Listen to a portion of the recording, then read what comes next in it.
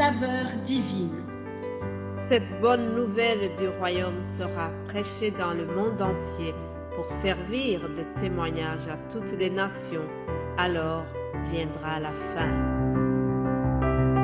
Ce pain céleste vous est présenté par Immaculée Niraneza.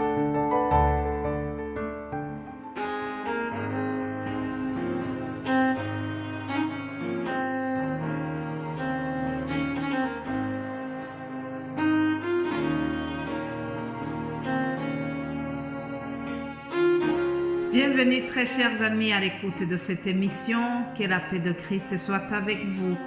Je bénis Dieu qui me donne encore l'occasion de pouvoir commencer cette semaine avec vous. C'est vraiment une joie, c'est une grâce. Je remercie le Seigneur pour cela. J'espère que vous allez bien de votre côté. Bénissons ensemble Dieu qui nous donne encore de commencer cette dernière semaine du mois de mars. Lisons Psaume 24, quelques mots de ce psaume pour commencer notre méditation. Qui pourra monter à la montagne de l'Éternel, qui s'élèvera jusqu'à son lieu saint?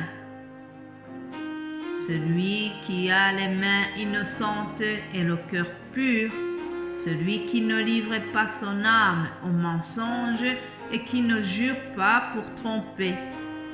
Il obtiendra la bénédiction de l'Éternel, la miséricorde du Dieu de son salut. Voilà, on a commencé par une question et on a donné la réponse à la question. Qui pourra monter à la montagne de l'Éternel? La réponse, c'est que c'est la personne qui a des mains innocentes et le cœur pur. Alors, il y a aussi une récompense pour cette personne, c'est qu'elle obtiendra la bénédiction de l'Éternel, la miséricorde du Dieu de son salut. Bien-aimé qui m'écoute à l'instant, je prie que tu sois comme cette personne-là.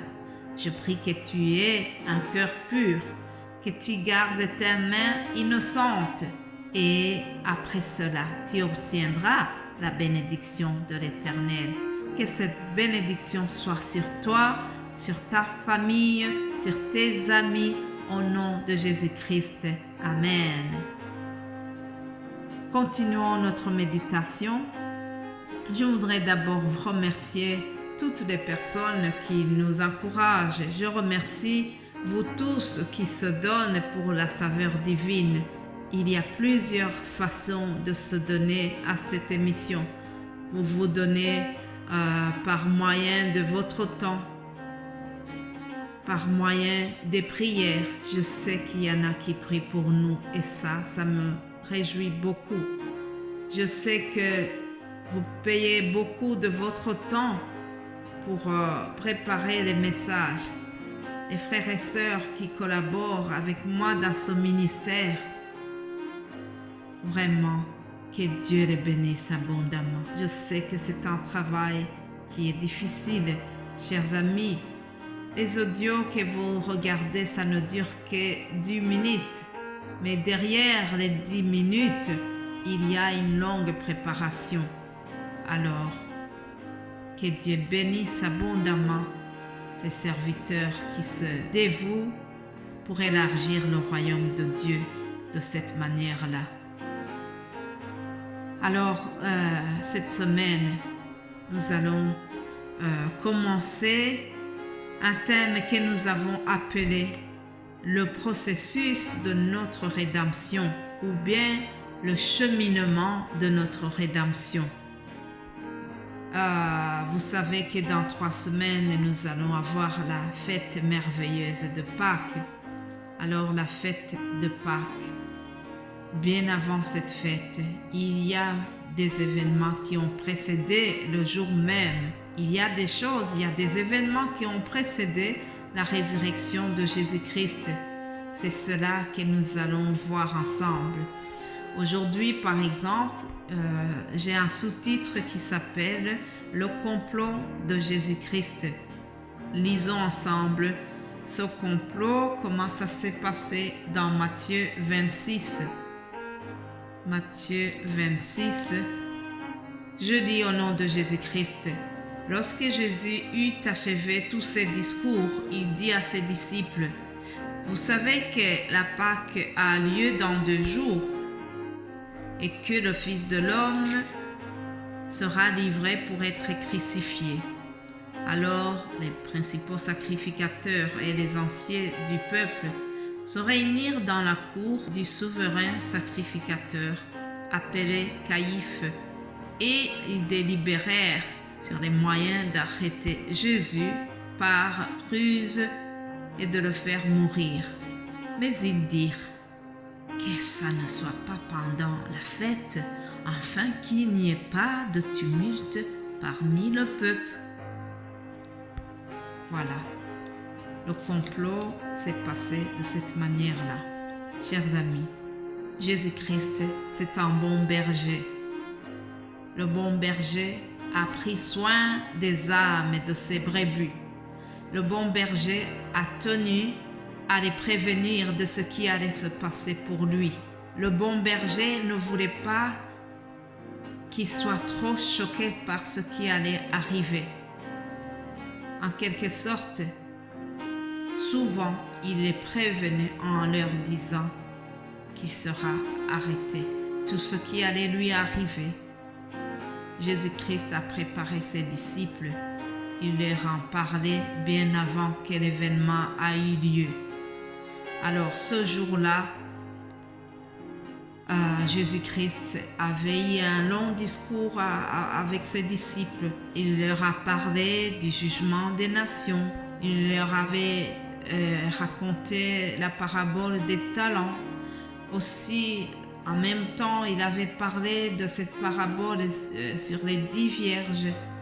Dans le chapitre de Matthieu 24, nous voyons aussi comment Jésus les exhortait à la vigilance. Il a attiré leur attention en leur donnant des signes qui vont précéder son avènement. Alors, après le long discours que Jésus venait de prononcer, il arriva donc à ce sujet qui est délicat, ce sujet de la manière dont il va être arrêté, comment les principaux sacrificateurs vont comploter contre lui. Alors, ce que nous venons de lire, c'est que cela a eu lieu 2 jours avant la fête de Pâques, avant la fête de Pâques juive. Je vous rappelle que la Pâques juive rappelle la sortie d'Égypte, c'est-à-dire la libération ou bien la fin de l'esclavage du peuple juif. Donc, les principaux sacrificateurs avaient ce projet d'arrêter Jésus et ils se sont dit, voilà, c'est maintenant le moment de passer à l'acte. Ah oui, il fallait qu'ils s'emparent de Jésus-Christ. Le moment était venu, l'heure avait sonné. Souvent, Jésus disait, mon heure n'est pas encore arrivée.